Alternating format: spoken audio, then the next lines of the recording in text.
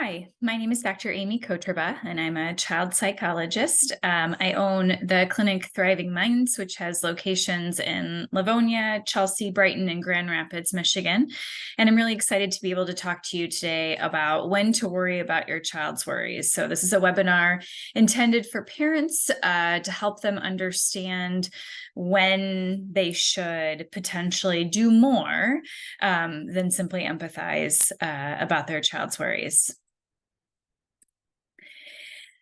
We spend a lot of time in our society discussing the idea of anxiety and really talk about how undesirable anxiety is and how much we want to rid our culture of anxiety. But I think that it's important to remember that anxiety isn't necessarily a bad thing. We need anxiety in a lot of situations. We benefit from anxiety when we have something upcoming that we need to prepare for. So anxiety motivates us to do things that maybe we don't want necessarily to do. Maybe we're not incredibly motivated to do by ourselves. And anxiety also keeps us safe. It helps to alert us to potential dangers so that we prepare ourselves and we don't walk out in the middle of traffic. We don't touch a hot stove. And so really anxiety in and of itself is just this normal system in your body that alerts you to potential danger occurring around you.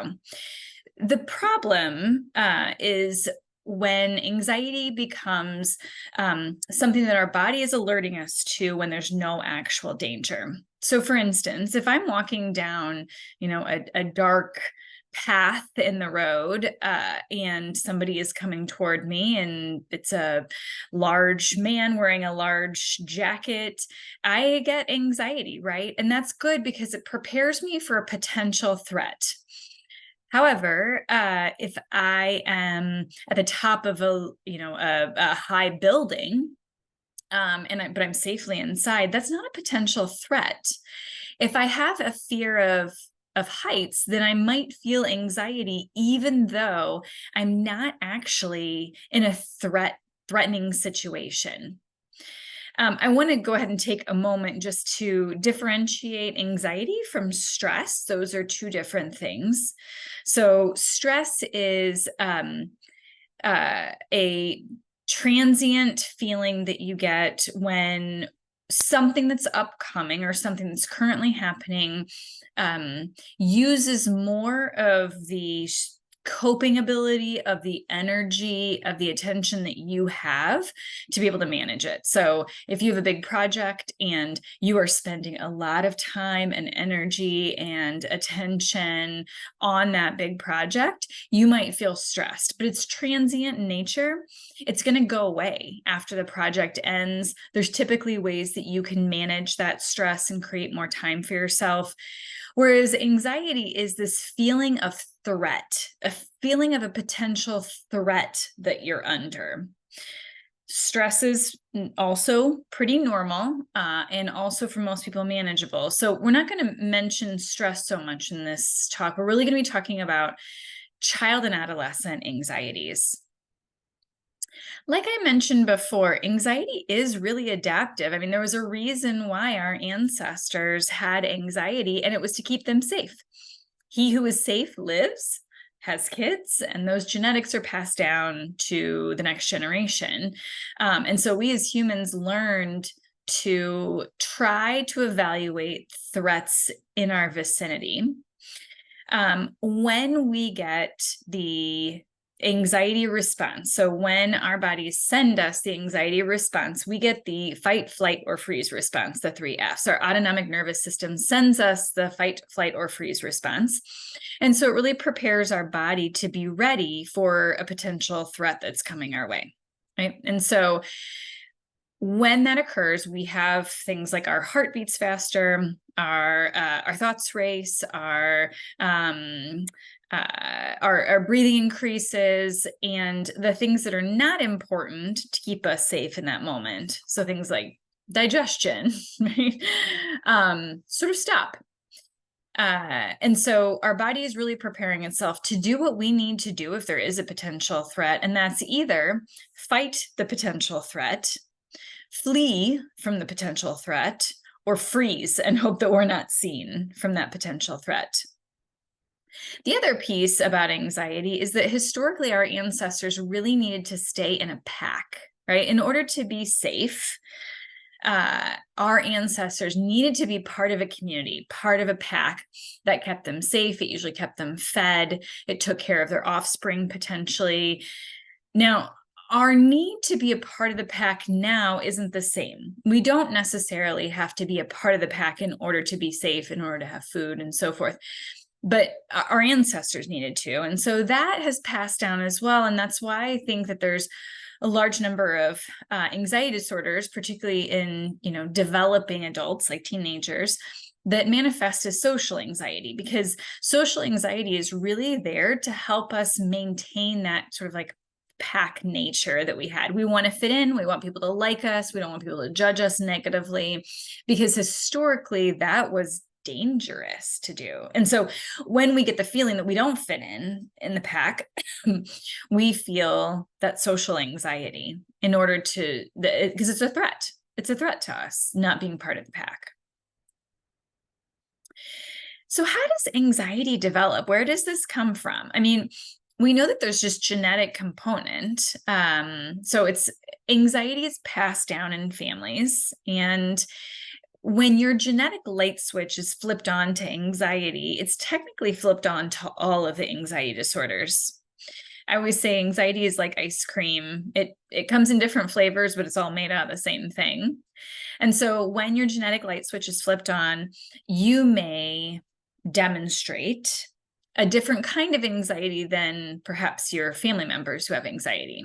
So it wouldn't be uncommon for, let's say, grandpa to have panic disorder, and mom has social anxiety, and kid demonstrates generalized anxiety. That's a genetic component that's running in that family. So we know that that's a piece of it, right? This sort of like nature piece. The other nature piece that we know is that there are these biological components that make up anxiety disorders. And the most important piece of that is our amygdala. Our amygdala is a part of our brain that indicates to us that we are in a threatening situation. So it's sort of like our guard dog, right?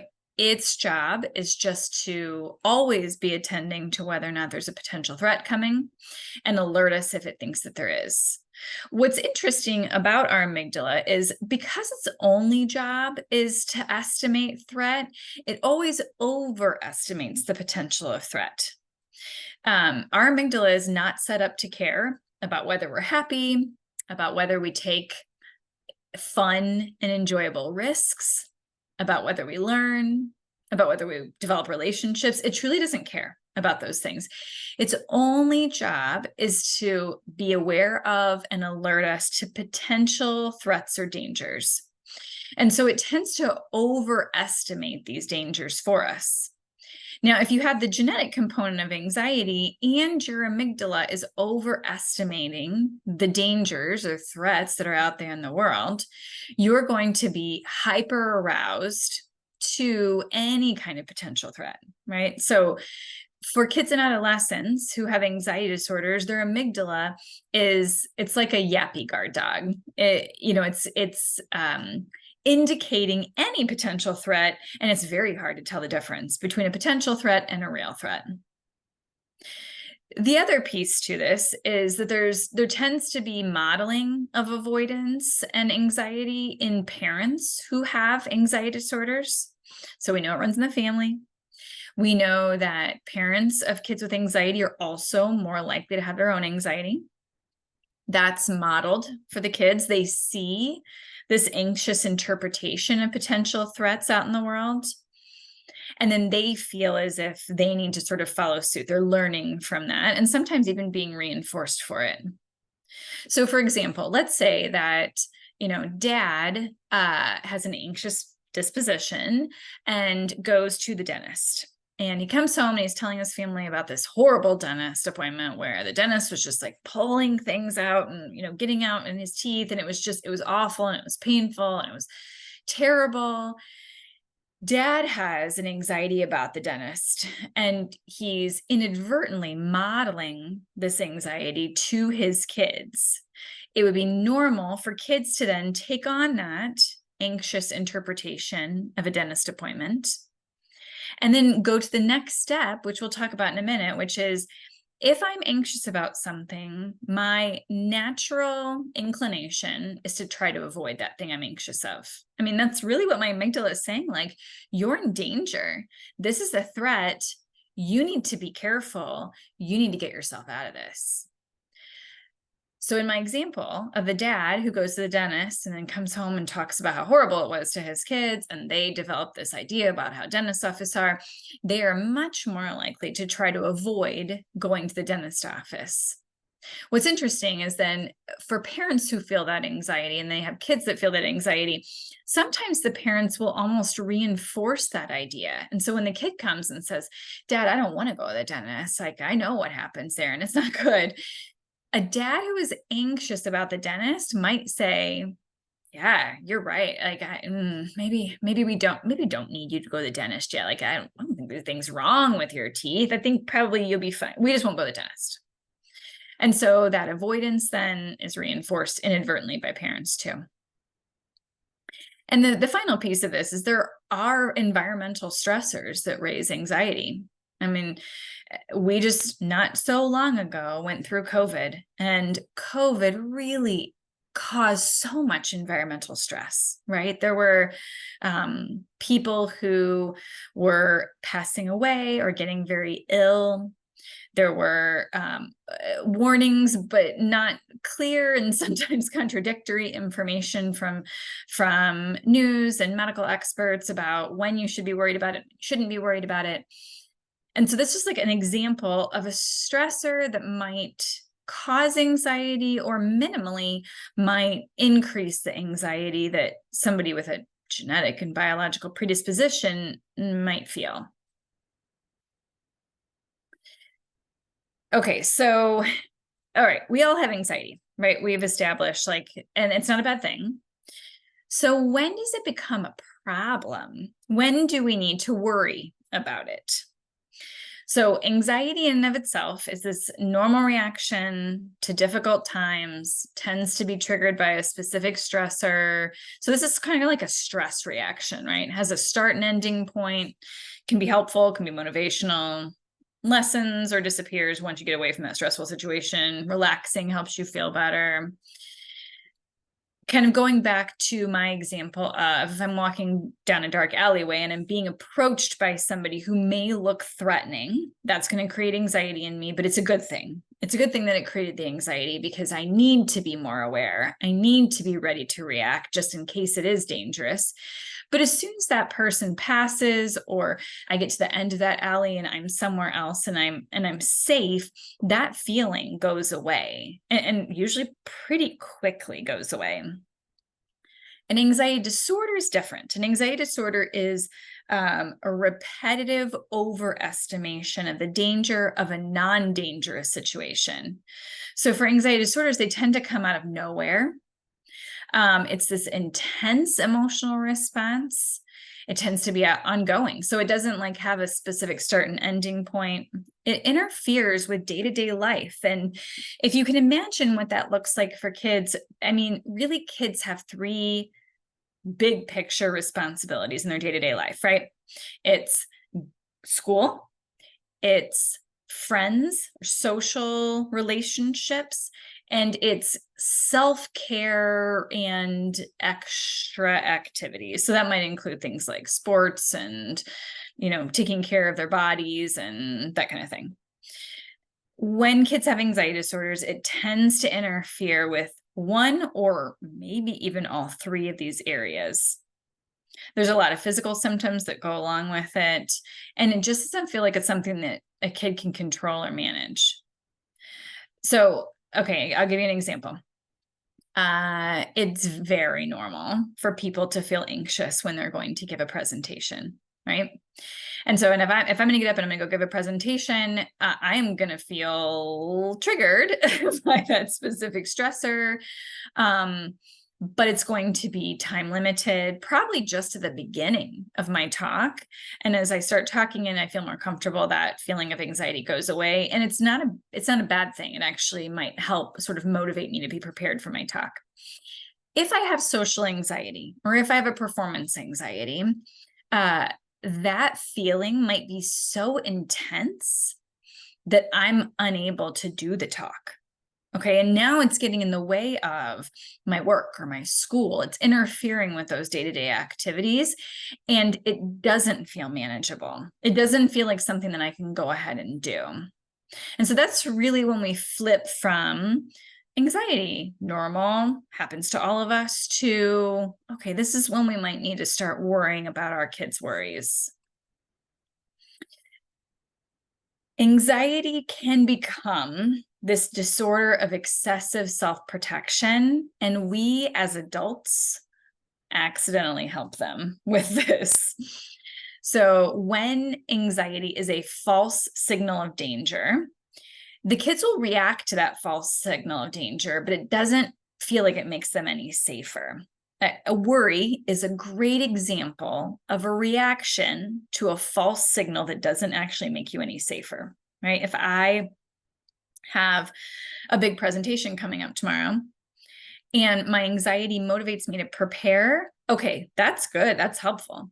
If my anxiety makes me curl up in a ball and cry about the presentation that I have tomorrow and worry about it, that doesn't help me in any way. That reaction to that false signal of danger doesn't help me in any way. But instead of realizing that it didn't help me and going, okay, well, next time I have a presentation, I'm not going to be as worried and I'm going to prepare more. Usually we and kids will double down in that effort to protect or prepare or avoid next time. And so when next time they have a presentation, they're probably going to do everything they can to avoid that presentation. And interestingly, particularly in childhood and adolescence, we as adults, we as caregivers, we as parents, we as teachers, and we tend to accidentally help them avoid those situations, right? So we change the environment such that they don't have to face their fears anymore. We create exceptions for them so they don't have to feel that discomfort anymore. I'll give you an example. Let's say that a kid feels really nervous about going to his first baseball practice. And that's a false sense of danger, right? There's a very low likelihood that a first baseball practice is going to be dangerous. It's a false signal of danger. And yet the kid reacts to this false signal of danger by crying, by pleading with parents not to go. And parents may say something like, oh my gosh, I don't want you to feel uncomfortable and worry. Okay, we don't have to go. We don't have to go to the baseball practice. We'll just stay at home today and we'll try again next time. Well, the problem with that is that the parents stepped in, helped the child avoid what they were afraid of. And now what the child learned from that situation is, if I come to my parents with my worries, they'll help me avoid those situations. And that will feel good in the short term. Now, not in the long term, because then I'm not playing baseball, but kids can't really see that long-term outcome. I just like this comic. I mean, I think that this is true, right? Like, we worry a lot about things that never happen. And then we start thinking that our worries are somehow helping us, which they're not. Some red flags that you might see in kids and adolescents with anxiety disorders. Stomachache and headaches are probably the most common things that you're going to observe in a kid with anxiety disorder. They're likely to come into a pediatrician's office with these concerns, but we don't tend to see a medical cause to them. And then we can start pointing back to maybe this is anxiety. I'll tell you the interesting reason behind why kids and adults have stomachache and headaches when they're anxious. It's because if you remember back to that fight, flight, or freeze response that we have, if you remember, I told you that our body prepares itself to protect itself and stops doing anything that's unnecessary to protect yourself. So our muscles tense, our thoughts race, our blood pressure goes up, our heart rate goes faster, right?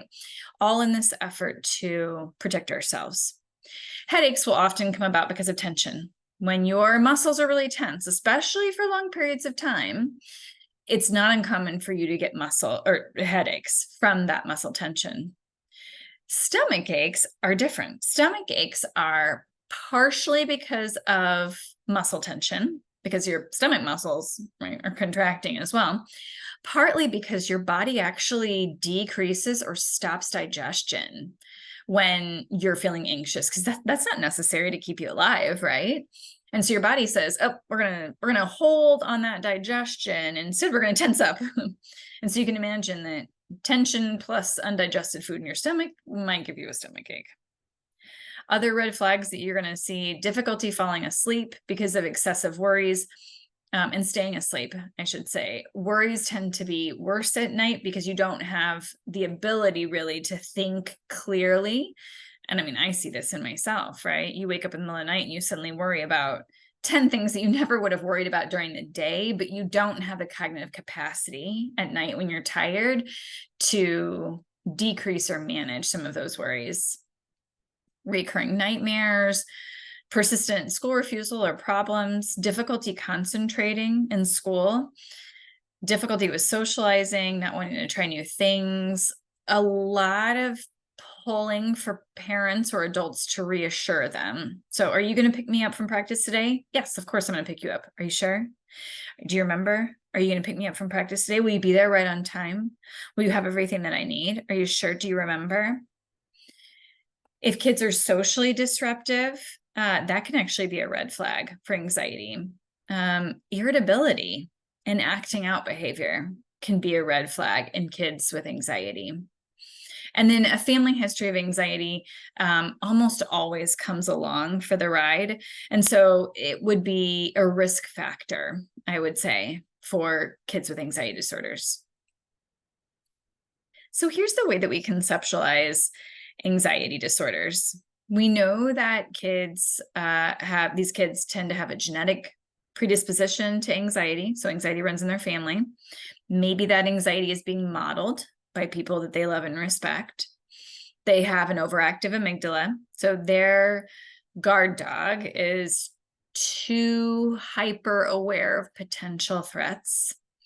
And they get into situations that are uncomfortable. Something triggers their amygdala. Something about the situation says, danger, danger, but it doesn't sound like danger with a question mark. I should say danger, danger, because our amygdala doesn't give us a question mark. It says danger, period, or danger, exclamation point, whether or not it's truly danger.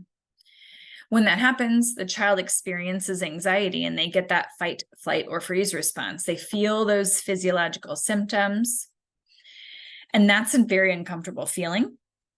And so they do what we all do when we feel anxious, which is they try to avoid that situation, right? They do things to try to get themselves out of that uncomfortable situation.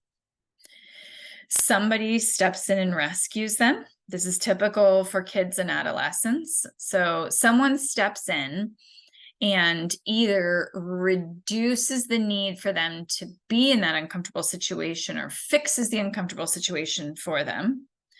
Okay, everyone's anxiety is lowered now because the child's no longer facing their fear, and the adult or the peer isn't watching the kid struggle. And so the avoidance is reinforced, right? The kid is more likely to avoid next time. And the adult or the peers, people around them, are more likely to step in and rescue or never allow the child to encounter those situations that make them feel uncomfortable. Now, this happens all the time, right? This kind of situation occurs in all kids. But when it occurs repeatedly over and over again, this becomes a cycle of behavior that's challenging to break after a while because kids learn from this. I'll take you through an example just to sort of show you what I mean. Let's say that a kid has a genetic predisposition to anxiety and their amygdala is really reactive around dogs and like loud noises. And so they encounter an uncomfortable situation. They're at the park and a dog is on a leash walking around with his owner at the park. But the dog is big and kind of loud and barking and excited. And that child experiences anxiety. Their amygdala goes, danger, danger, danger. And they experience that fight, flight, or freeze response. And they make an effort to avoid that dog, right? They go hide behind mom and start crying. And mom says, oh my gosh, okay, we'll go over here, or we'll leave now. We'll go get in the car. Now everyone's anxiety is lowered because the child doesn't have to experience that dog anymore. And mom doesn't have to experience her child feeling distressed. So the avoidance of the child is reinforced and mom's rescuing behavior is reinforced as well. Family accommodation, or rescuing, it's just another word for it, occurs frequently with anxiety disorders. And again, this isn't pathological. This isn't parents being bad parents. In fact, I would argue this is parents being very caring and empathetic parents.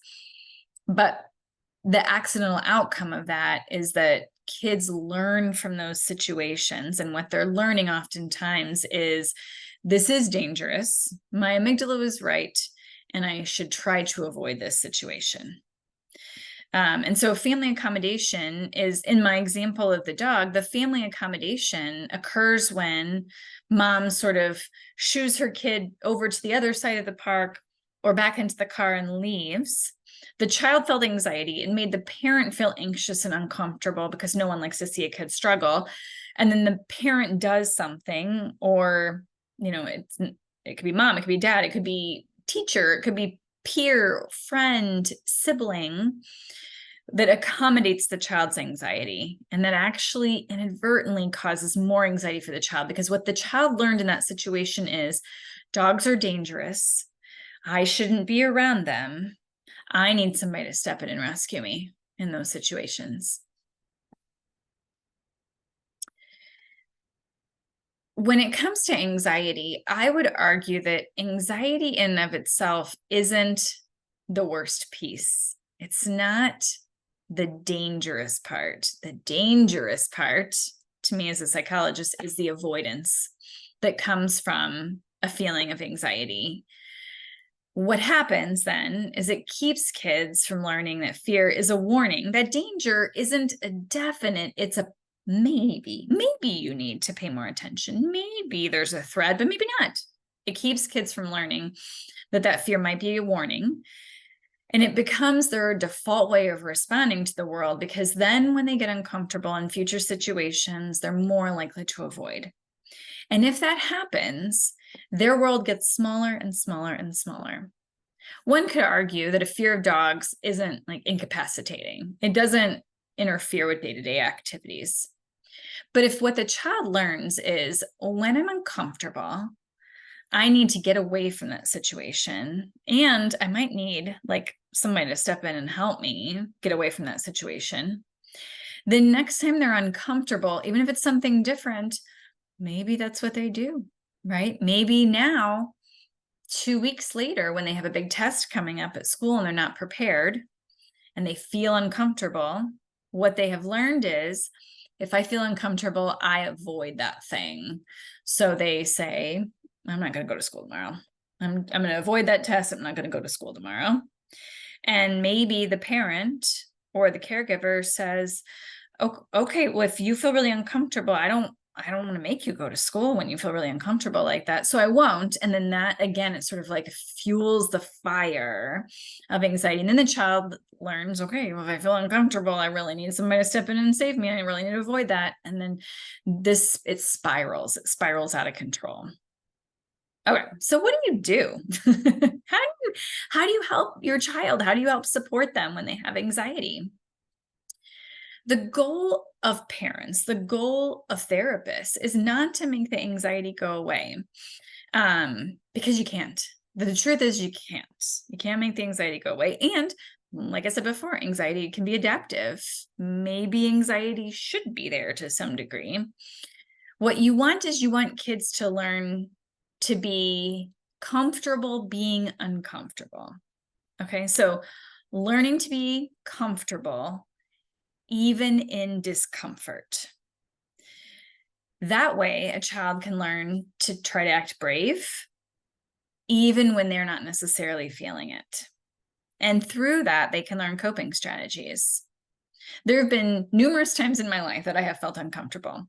And to be very frank with you, sometimes I avoid. But most of the time, when I feel uncomfortable, I tell myself, like, I got to go ahead and do this anyway. And I do it despite the discomfort. And what that teaches me is I can do things that make me uncomfortable. I might not love it. I might not be excited about it, but I can do things that make me uncomfortable. And that's really what we want kids to learn. So our cycle of approach, as opposed to our cycle of avoidance, is, all right, you got this kid coming in with genetic predisposition, biological indicators like their overactive amygdala, and they encounter that uncomfortable situation. They see the dog, right? They see the dog across the park. They recognize their discomfort and they make an attempt to try to be brave in the face of the discomfort. So instead of going and crying behind mom, I mean, they might not be able to manage the crying. That might be sort of inadvertent, but they try to stick with it and be brave, stay with the discomfort. And the adult makes an attempt not to step in and rescue the child, makes the attempt to support them to face their fear, not helping them to avoid that. And then over time, anxiety tends to lower with success in being brave. But even if it doesn't, because it doesn't always, right? Like, there are things that I feel anxious every time I do them. My anxiety doesn't lower. I still feel uncomfortable, but I can do it anyway. So either your anxiety lowers over time or you develop confidence that you can do it anyway. Bravery is reinforced. I feel more confident and competent. Anxiety may be reduced. So this is sort of our goal. Now, part of what we'll talk about is how to help your child do these first few steps, making the attempt, recognizing their own discomfort, but you don't always have control over what your child is doing. What you have control over is you. And so it may be that the only piece of this cycle of approach that you can manage is trying not to rescue or help the child avoid too quickly, trying to encourage and support them to face their fear, trying not to give them an easy out when they're uncomfortable. Things that make anxiety worse that we know. I'm overreacting, buying into and believing kind of extreme thoughts, right? That dog's going to kill me and eat me alive. It's really unlikely. Overscheduling, kids being overscheduled, not having downtime to be able to sort of recharge their batteries.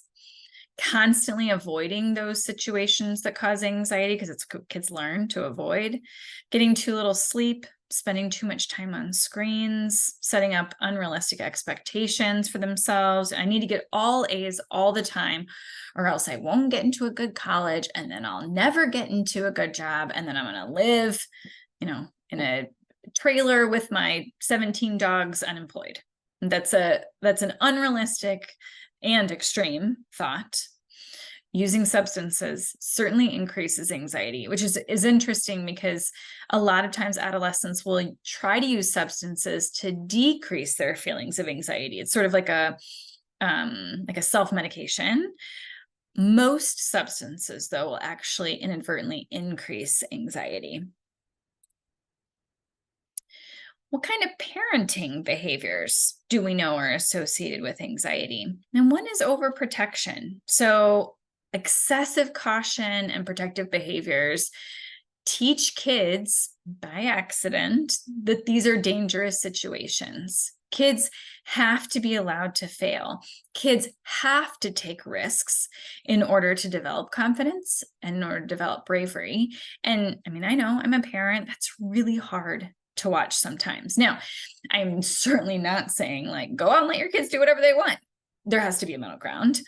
But this overprotection, this sort of teaching that the world is a dangerous place, and I, as the parent, have to step in and always make sure that you are 100% safe, is also not useful and effective over time.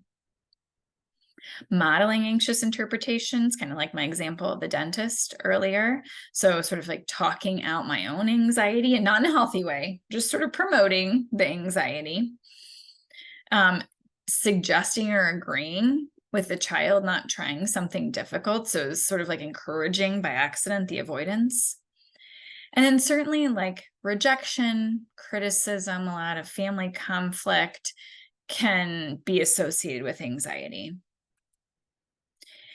Mistakes that parents, and I mean, not just parents, all adults can make from time to time with kids with anxiety include things like trying to convince kids that nothing bad will happen. Okay. So here's what occurs neurologically. When the amygdala is aroused, right? When the amygdala is sending the danger signal to you, our frontal lobe and our amygdala stop communicating. Our frontal lobe is the part of our brain that talks sense, right? That thinks through potential outcomes, cause and effect. And when our frontal lobe stops communicating with our amygdala, it means that all of that convincing, all of that effort that parents are putting in isn't going to help a child when they're already anxious. That doesn't mean that you can't have conversations with your child about their anxiety, but in the moment, when their amygdala is aroused, trying to convince them nothing bad is going to happen is speaking to their frontal lobe, and their frontal lobe is not functioning at that point. Spending a lot of time reassuring them by putting a lot of things in place, over detailing, over preparing them, telling them everything will be okay if they calm down. Like, I'm sure everyone's had this happen, where you feel really nervous about something and then someone is like, that's not a big deal, you should calm down. Never, ever in the history of my life have I ever been like, you're right, I should calm down, right? When you're already aroused, when you're already worked up about something, telling someone to calm down probably isn't going to be effective. Altering your plans to accommodate the fear and make them feel comfortable, excusing tantrums or outbursts of anger, because that can happen. And kids with anxiety, they might have tantrums, they might have outbursts of anger. I'm not saying to punitively punish them when they do, but if you're constantly overlooking bad behavior when it happens in the context of anxiety, that's also not a good teaching moment for kids. Becoming angry, making unreasonable demands for them to just do it, or struggling to manage your own distress. When kids feel anxious, particularly our own kids, we feel uncomfortable. We feel distressed. There's no parent in the world that's like, I just love to watch my kids struggle. It's the best. We know that there are times in which it is useful for our kids to struggle, right? We know that there are times in which it is useful for our kids to be uncomfortable. So take vaccinations, right? No one likes to watch their baby infant get a vaccination because they're crying and, they don't know what's going on. And no one likes to watch that. But we manage our own distress around that because we know that the bigger outcome is a positive one for the child, is a protective one for the child. And this is a similar situation. We don't want to see our kids anxious about an upcoming test and crying or tantruming. And so we want to step in and fix it for them. But if we don't allow that struggle to happen, they're not ever going to learn the coping strategies. And so we have to manage our own distress in those situations because we have to allow the kids to struggle. Some positive parenting behaviors that help, that buffer stress and anxiety, certainly reinforcing coping behaviors. So seeing when your child is doing something to try to manage their own anxiety, being careful not to respond too excessively to the anxiety, either with annoyance, because that's easy to do too, right? Or with a ton of concern. Come here and give me a hug and let's sit and let me rub your back.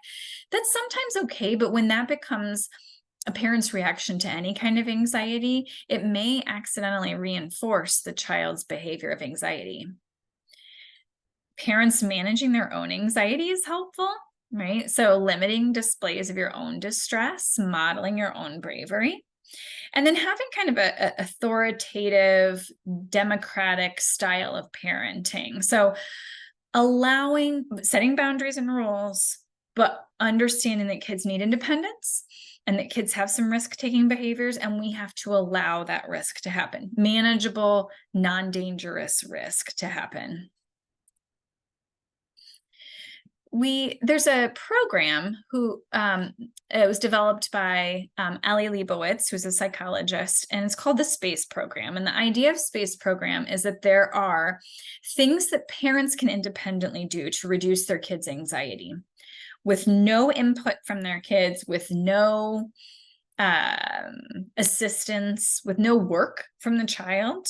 There are things that parents can do that strategically reduce the child's anxiety and avoidant behavior.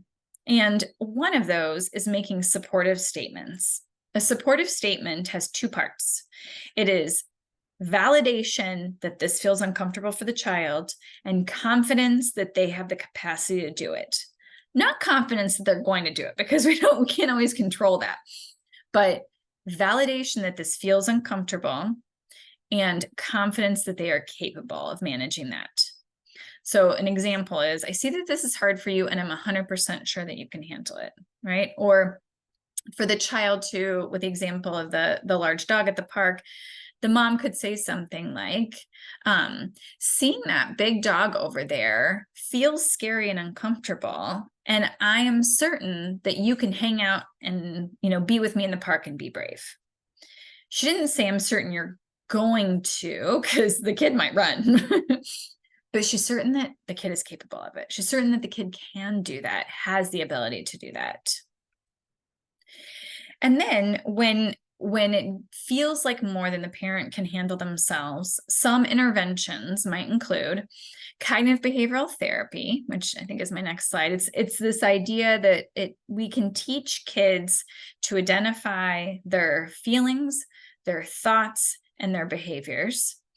And when kids learn to identify their feelings of fear, discomfort, anxiety, they can start thinking about, what thoughts are getting in my way right now? What am I worried about? What am I assuming might happen? What am I fortune telling? What kind of thoughts are making me feel anxious? Because all of them come from thoughts. And how can I keep those thoughts from bossing me around? There might be a piece that's home intervention. So a psychologist or a therapist might do some parent training on how to systematically reduce avoidance. There might be medication as a part of that. Some kids with anxiety benefit from anti-anxiety medication. If some of the anxiety is occurring in the classroom, and especially if it's getting in the way academically or socially in school, there might be classroom interventions. So education for the child on anxiety and how your amygdala works, and how sometimes it's a yappy guard dog and it sends you an incorrect message. Maybe we're having a kid do brave practices. That's exposure is like the psychological term for doing what's scary in small doses. Maybe there's some cognitive restructuring that's happening. Cognitive restructuring means learning to recognize the thoughts that are getting in the way and trying to evaluate and maybe come up with more realistic thoughts. So a kid-friendly explanation of how this works is something like, your thoughts, feelings, actions, and those things that you feel in your body, they're all connected to each other. Our brains try to figure out the world and have guesses about what might happen. And sometimes that part of our brain that makes guesses overestimates the likelihood that something really bad is going to happen. And maybe I would talk to kids about their amygdala as a guard dog, that it's great to have that guard dog there. We need it, but sometimes that guard dog is not accurate. And so sometimes those guesses are wrong, right? Our brain distorts them. And when the guesses are right, because sometimes they are right, we can problem solve them. Sometimes the guesses are correct, right? And sometimes the guesses are wrong, and we can learn to form better guesses. We can live with the feelings of discomfort, but choose to be brave anyway. And so some thought strategies that we might have, we might try to be careful about what we think, right? Don't believe everything that you think just because your brain or the amygdala is telling you to do so. Because our thoughts aren't the main problem. The main problem is really buying into those thoughts, right? I might see a big dog on the playground and feel like, oh my God, that dog looks like Cujo. I don't know what that dog's going to do to me, right? But if I get really hooked by that thought, if I really start to believe that thought and get hooked into it, then I'm likely going to react by trying to avoid that situation. And kind of talking to kids about how your brain can sometimes give you a false alarm. Your amygdala can give you that false alarm with no useful information. I'll give kids the example of like, if somebody goes and pulls an alarm at the school with no fire, you're conditioned to believe that that alarm indicates danger, right? And so if I was at school and somebody pulled the fire alarm, there's not real danger, it's not a real fire, they were just being naughty, my reaction would be to react as if there was danger, to get up and quickly get out of the building. But if I knew that there was a very high potential that that was a false alarm, if I knew my friend was going to go pull that false alarm today, pull that fire alarm, like I could predict it coming, I probably wouldn't be alarmed. I probably wouldn't feel like I was in danger. I probably wouldn't try to quickly exit the building. I might be annoyed by how loud the alarm was, but I probably wouldn't feel like I was in danger from that alarm.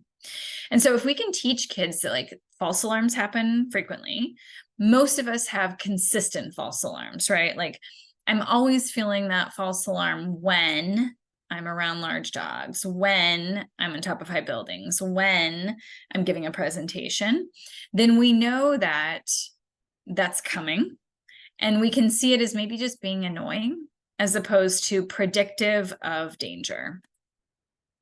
So we can do things to unhook from those. Like I'm having the thought that this dog is going to kill me. It's normal for me to have that thought. My body's just trying to protect me. But is that really the thought that I want to have? Is this thought useful? Is it getting me anywhere? If I have to leave this fun park that I'm at, that I want to stay at?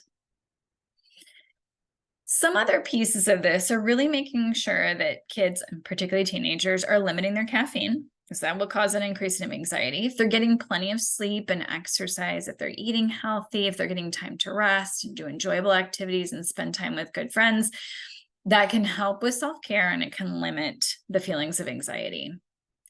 And then really the other piece of this is we have to be brave. We have to try to do what we're uncomfortable with, because that builds confidence and feelings that we can do it next time. And so we have to practice being brave. We have to do things that are a little bit scary, because that's actually how we retrain that guard dog. Our amygdala learns only by being activated and then recognizing that nothing bad happened. But if you as a parent have done many of these things and it doesn't feel like you're getting anywhere, that's not uncommon. Many kids go to therapy for anxiety. About 50% of kids who go to therapy go because of anxiety. It's very common. And the good news is that there are effective interventions that can help reduce anxiety and teach kids coping strategies so that after therapy is over and they continue to be in situations that cause stress and anxiety, they'll know how to handle it. I think some things to keep in mind is it's really important to find a good fit between the child and the therapist, and to practice those skills in between sessions the child is learning. Cognitive behavioral therapy is the gold standard for anxiety, so make sure that the therapist that you are finding for your child is trained and is carrying out cognitive behavioral therapy for anxiety.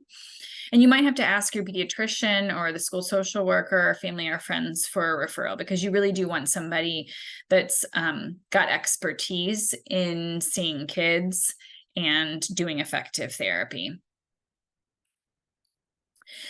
Here's some good books and websites that I really like for anxiety. What to Do When You Worry Too Much is a series of books. There's a lot of them. This is the one specific to generalized worries, but there's What to Do When You Dread Your Bed, things like that. And they're all really cute workbooks. They're probably best suited for kids, maybe ages 8 to 12, somewhere around there. Parents can do the workbook with them. It's a lot of good psychoeducation about anxiety and how to be brave. Freeing Your Child from Anxiety by Tamar Chansky is a great book for parents. And then Anxious Kids, Anxious Parents by Reed Wilson is another really good book for parents to help know how to support your anxious kids. And then the Anxiety BC website, I just think has a lot of really great free information on it. If you have a tween or a younger teen, this is a good free ebook. There's a companion parent book that you have to purchase, but this ebook is free. And so it's something that the kid can work through on their own. And if you have teenagers, things like Mindfulness for Teen Anxiety or the Shyness and Social Anxiety Workbook, these are evidence-based, research-based manuals that can help. It's a workbook for your teenager to start working through and understanding anxiety and what they can do to manage their anxiety better. So I hope this was useful in ideas about where to go next if you're worried about your child's worries, but also hopefully useful to normalize that many kids have worries and anxiety that we don't necessarily need to address therapeutically, but maybe just need to be conscious about so that we can provide those supportive statements and we can encourage them to be brave. Thanks so much.